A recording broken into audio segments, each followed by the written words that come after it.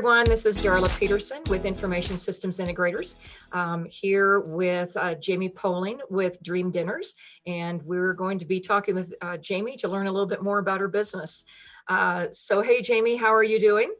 I'm doing good, thank you. Excellent, excellent.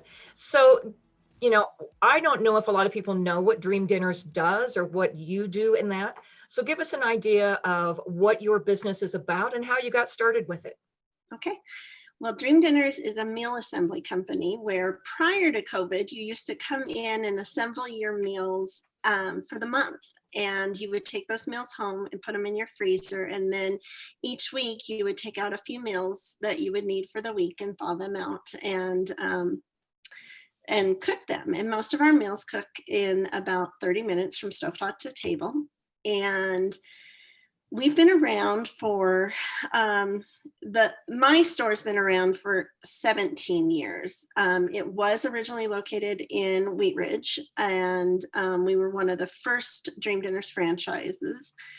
I became a customer, I believe, in 2006, and was a social worker in Alzheimer's care, and did that for many years while raising my girls and everything. So my girls are Dream Dinner babies, and so they've been raised on Dream Dinner meals.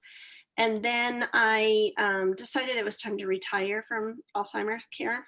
And so I retired, but I needed something to do. So I just went to work for Dream Dinners because I knew it so well. So then about a year and a half into that, the owner was deciding he wanted to retire, and I was trying to decide what I was going to do with the next few years of my life. And so I took my 401k and I purchased Dream Dinners, and then about 7 months later relocated it to Arvada.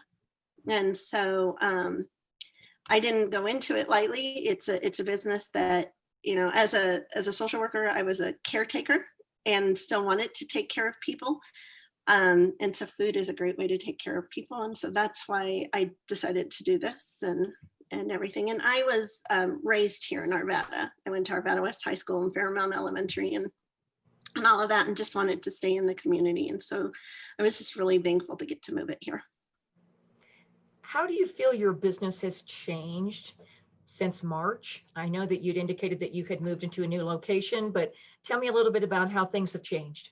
So the biggest way that we've changed is that we used to really encourage you to come and assemble the meals so that you could customize them to the way that your family likes. For example, I am not a cilantro fan, so I would always take cilantro out of my meals. And so that was always the best thing, is that you could customize the meals. But it was also a time where you just came with like girlfriends and stuff, and you just came and assembled a whole month's worth of meals at one time. So that was always so super exciting and fun.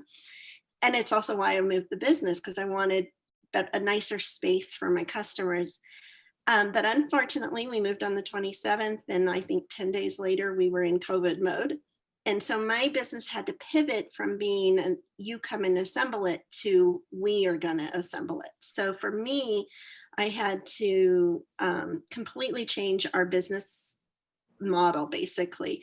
So we make everything as batch recipes. So there's really not a whole lot of customization that can be done unless you would like to pay a fee for us to do that. And we will, but it takes time to do that.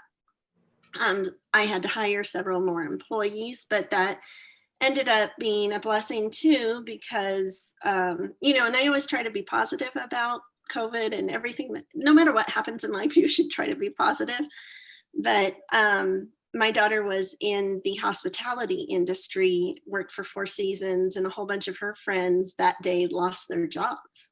And so they were kids that were already in food service, already had a serve safe. So I was able to bring some of them on and keep them working during those first few months of COVID. So that was the big pivot, just changing from made for you and then having to hire some people. And that's not a bad thing, because there aren't a lot of businesses that said that they could hire people during the pandemic. So good for you. Good for your business. Yeah, I was really happy to do that. Excellent. What do you think is something about you or maybe your business that may be surprising to others? Well, I think the biggest surprise that people normally have about Dream Dinners is they think it's a luxury item, but actually we're extremely cost effective. Our average a person that comes makes 12 medium meals and only spends about $220 to $250, which is a week's worth of groceries generally, right? And how many times have you gone to the grocery store and you buy $200, $300 worth of food and you take it home and you're like, what's to eat? This way, at least half your month's worth of meals are already, you already know it's already ready. So I think people are generally very surprised at how affordable we are. Thank you for sharing your story with us. We greatly appreciate it.